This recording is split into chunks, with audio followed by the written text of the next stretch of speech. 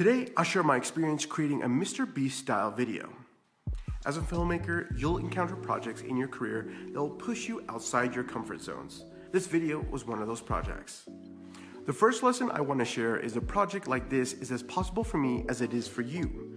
You just need a team. I run a production company and usually run as a solo or duo crew for most of the work I do. When the client approached me, I knew I would have to pull a team together to make it happen. Now, don't get me wrong, it can be difficult or even hurt to give up filming, or if you're like me, the editing. But creating great films requires a team. The director isn't always the DP, gaffer, and editor. I promise when you give up some control, you will open your mind to the possibilities you can do in telling better stories. Pro tip, keep networking.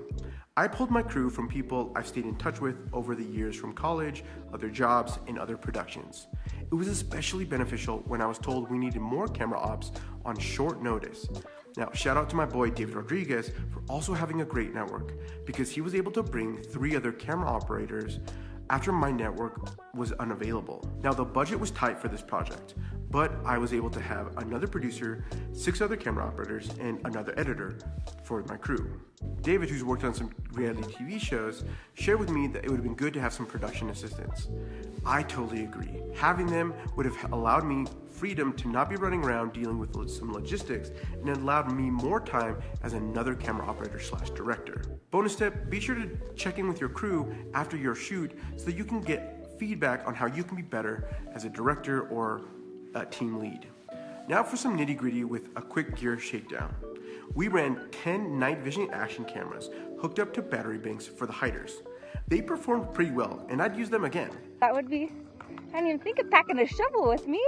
Then we had 10 GoPros with media mods, Volta handles, and a little light for the seekers.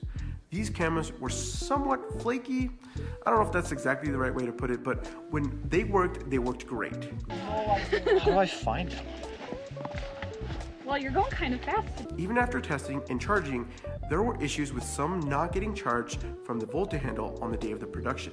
And then when the batteries died, changing the batteries was a chore. Action cameras are excellent cameras for large productions because they're relatively cheap and pretty point and shoot. Now, I have seen GoPros often have weird quirks at weird times. So be sure to check, double check, and triple check your gear and hope for the best. As for actual cameras, it was a mixed bag. I brought my Lumix S5 and S1H, then we had a Sony a7 III, a Sony a1, a Canon C100, a Fuji X-T4, and a Canon 5D Mark III. The only thing I'd maybe share is if you do a project like this, try to have them all be the same sensor size, but even then, maybe just adjust accordingly depending on the camera. This project just re-emphasized the age-old filmmaking advice, use what you got. The only other thing I'd say is when doing a video like this for online distribution, I had 2 cameras on the hosts. One wides and with the audio, the other one doing a close-up. Next time I would forgo the second camera angle and just do the one camera angle, but make sure to record in 4K or 6K so that you can punch in to the talent as needed. That way they're still engaged with the audience like we are now. The next lesson is all about planning. Reality TV does not mean just shooting and hoping for the best. It just means you have real people, not actors. And isn't that what YouTube is? I planned from the beginning and for some check-ins with the hosts and contestants. Where I messed up was needing to prepare for the ending. I thought I'd just wait to see how things play out and then prep a few things before shooting the end. Well, that came and went and it was a blur. We were able to make it happen with some help in the edit, but it wasn't ideal. Give yourself an outline for both the beginning as well as the end. That could include some scripting or an outline. Then you just adjust accordingly. But that way, you and your team are prepared. This is also applicable to smaller videos. Having an outline or a script along with a shot list will always help in the end. Editing is my favorite part of the filmmaking process. However, the scope of this project included me creating social content, so I needed someone to create the bulk of the edit. So I turned to my friend Drew, who lives in California. My biggest lesson in editing a big project like this is to have an assistant editor.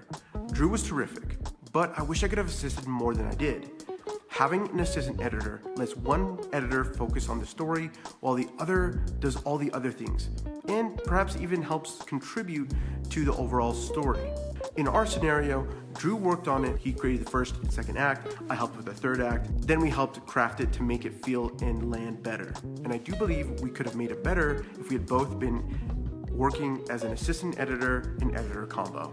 Now, we did have a bit of a mix-up when it came to the proxy workflow. My error was that when I converted everything in Compressor, Compressor appends the name of the conversion to the file name. In this case, it was -H264 proxy quarter size, and Drew renamed the originals to match the proxies when I would have renamed the proxies to the originals. I don't think anyone was wrong, we just did it differently. And we eventually figured it out, and it was totally fine. But if I would do it over again, I would make sure to inform whoever was assisting, or if I was going to be assisting, how the editor or how I would like you to work with the proxies and relink them. Now, just because this video went on YouTube doesn't mean you can't treat it like a film or TV show. YouTube requires similar roles as traditional projects, but in a slightly smaller scale, while also adding other positions like title writers, thumbnail designers, and channel managers.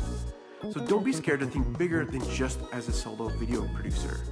Because now more than ever, there are projects out there that need people like you who can work as a solo filmmaker and understand the entire filmmaking pipeline, but also work as a team. I'd love to hear what tips you've learned after doing more significant or more challenging projects.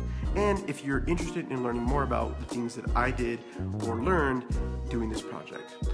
If that's the case, let me know in the comments below.